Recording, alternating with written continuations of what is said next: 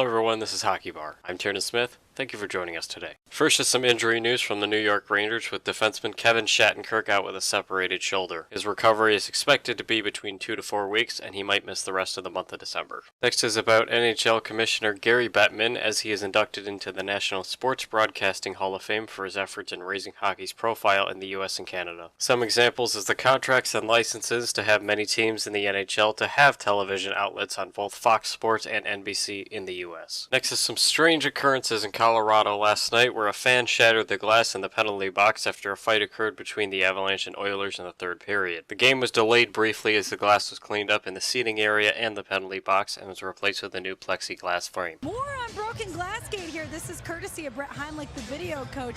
As you can see, the fan sitting in that seat barely touches that pane of glass and it absolutely explodes, guys.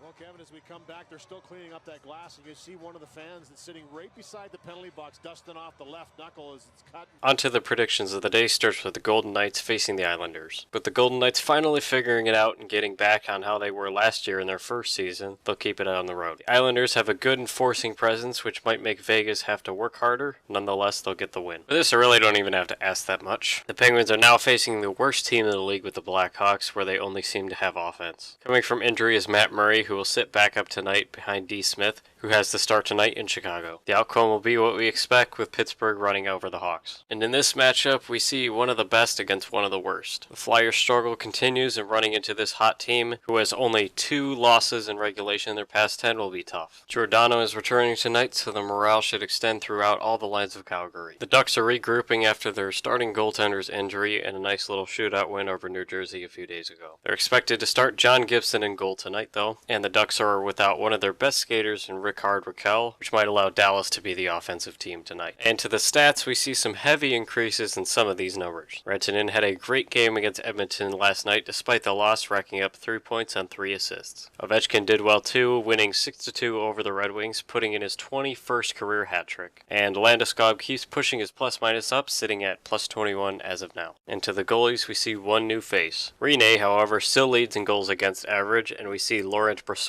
leading in save percentage. For wins, we do have a tie between Freddie Anderson of Toronto and Fleury from Vegas, with Fleury in a position to get a win tonight, and maybe a shutout too, as he leads in both. Merci for joining us on another episode of Hockeybar this Wednesday. There wasn't a whole lot of news and games to talk about today, but it is still a blast to discuss them. If you haven't already, make sure you hit the subscribe button to keep up on the latest developments in hockey uploaded daily. Thanks for joining us, and we'll catch you tomorrow afternoon.